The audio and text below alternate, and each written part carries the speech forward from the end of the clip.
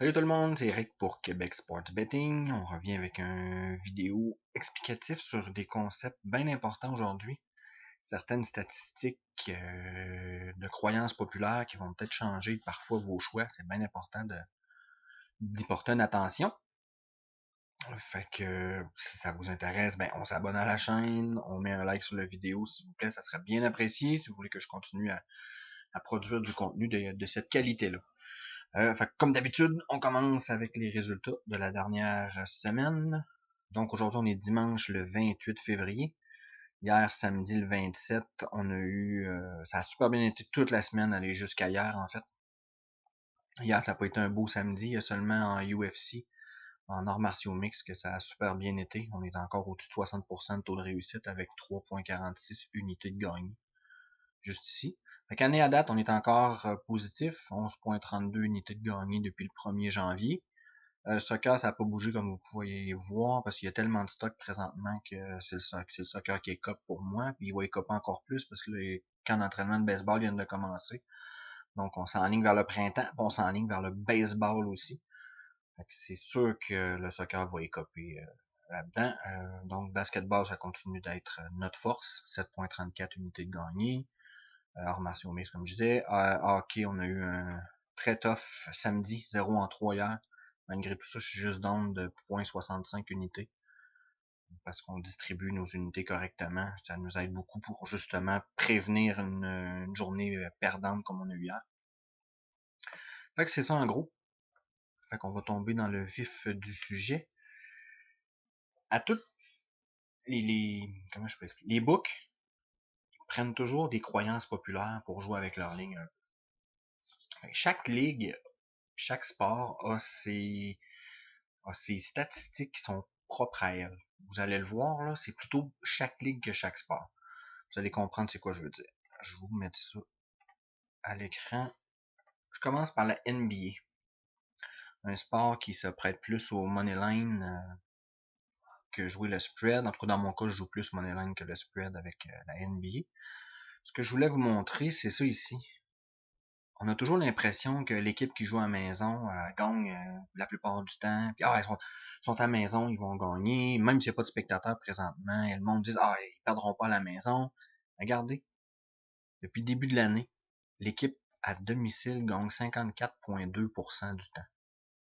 Oui, ils gagnent plus qu'ils perdent à domicile, mais pas autant que les gens pensent. Ça n'a pas le même poids qu'on pense. Fait que c'est important quand vous analysez une game pour placer un pari avant la pré-match, d'y penser quand même qui est à domicile, qui est à l'étranger, puis de regarder leurs statistiques à la maison et l'autre équipe de regarder leurs statistiques à l'étranger. Vous ne pouvez pas baser votre pari juste sur ça. 54%, c'est pas assez haut pour baser. Dire, ils sont à la maison, j'ai pas besoin de rien checker d'autre, c'est sûr qu'ils sont à gagner, ils sont à la maison. C'est bien important, le home edge dans la NBA, il est vraiment pas là. Au hockey, de quoi ça a de l'air? Ben, c'est encore pire, il n'y en a pas de home edge au hockey. 51,6%. Ça joue toujours, même quand il y a des spectateurs, ça monte pas bien plus haut que ça. Vous pouvez vérifier les années passées. Je suis sur le site covers.com. J'ai pas d'affiliation qu'eux autres, soit dit en passant. Là. Tout ce que je vous montre aujourd'hui provient de sites internet que j'utilise moi pour handicaper mes matchs, puis j'ai pas d'affiliation avec personne. Fait que d'année en année, en Ligue nationale de hockey, il n'y a pas vraiment de home edge.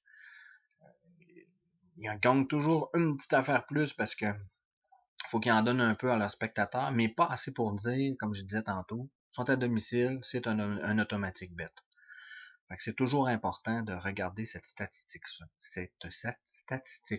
Comme là, vous voyez ici, 51,6%, c'est pas un gros edge, là. Maintenant, on va tomber dans une ligue où ce que jouer à la maison, il y en a un edge. Puis un énorme. Collège basketball. Regardez ça. 64%. Cette année, c'est une petite affaire plus bas que d'habitude. D'habitude, ça se tient aux alentours de 70% au basketball collégial. Mais là, pas de spectateurs, c'est sûr que ça a un impact quand même. Mais ça reste que c'est majeur, que l'équipe à la maison gagne 64% du temps.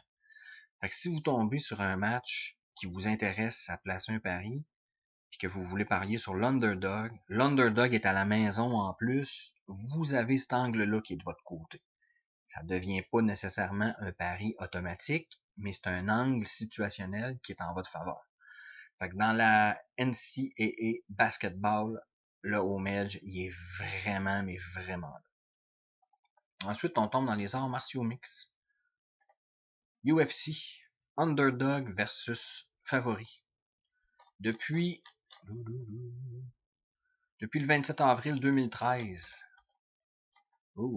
J'espère que je vous ai pas donné mal au cœur. Bon, depuis le 27 avril 2013, 66% des favoris ont gagné. Donc 34% des underdogs ont gagné.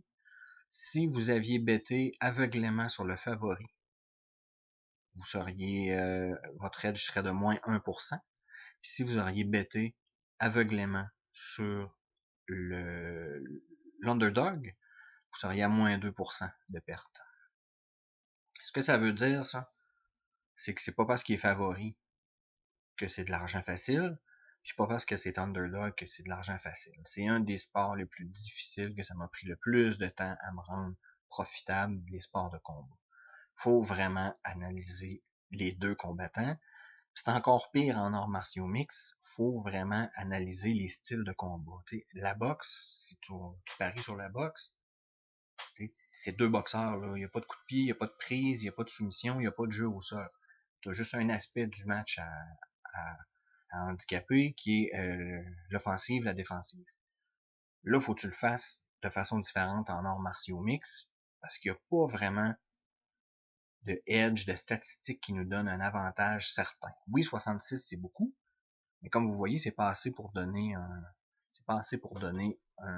edge monétaire versus le book de gager sur les favoris. La raison est très simple.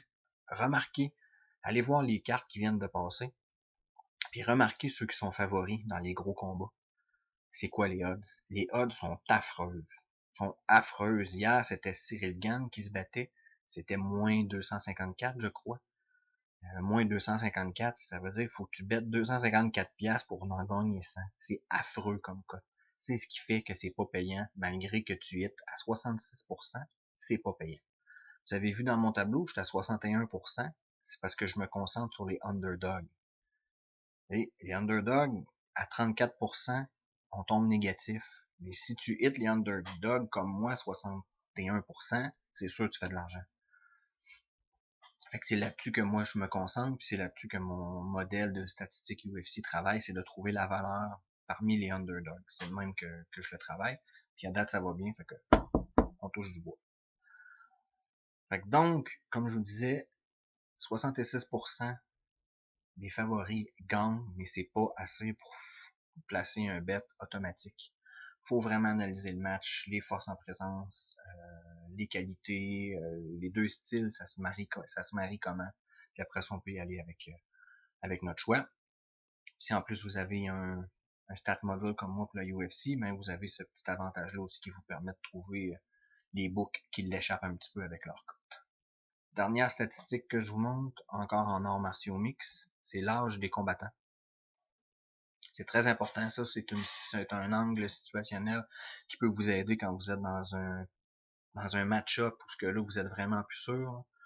Regardez, les combattants de moins de 25 ans gagnent à 64% du temps. Les combattants de moins de 30 ans à 59% du temps. Les combattants de 35, 31, 51. 36 et jusqu'à 40, on tombe dans des fiches perdantes, puis au-dessus de 40 ans, on tombe dans des fiches perdantes. C'est quoi ça veut dire, ça? Comment qu'on lit ça? C'est très simple. Vous avez un combattant qui a une différence d'âge de, je sais pas, mettons 8 ans, qui a une différence d'âge de 8 ans entre les deux. Il faut y penser. T'sais, si votre combattant que vous voulez bêter se retrouve, mettons, à 30 ans, puis que l'autre il a 38 ans, faut y penser. Ça devient pas un bet automatique parce que les statistiques sont quand même très rapprochées, mais faut y penser. Puis pourquoi plus qu'ils sont âgés, plus qu'ils ont des chances de perdre, c'est très simple, c'est que les jeunes qui arrivent, ils arrivent avec des nouvelles techniques. La rapidité, c'est probablement la chose que les combattants de la UFC perdent en premier. la fraction de seconde.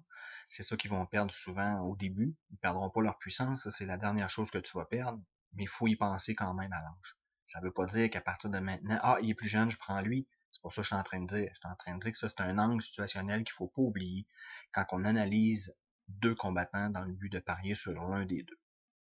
Fait que ça n'aura pas été mon plus long vidéo, ça va être un de mes plus courts, mais j'espère que ces petits heads-up-là vont juste changer votre approche avant d'analyser un match puis de placer votre pari. Comme je vous disais, toutes les stats que je viens de vous montrer là, vous les retrouvez sur covers.com ou sur BetMMATips que vous pouvez retrouver aussi.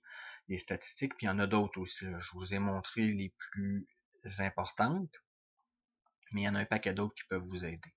Ça, c'est des angles situationnels qu'on appelle. C'est ces angles-là qu'il faut trouver en notre faveur avant de placer notre pari.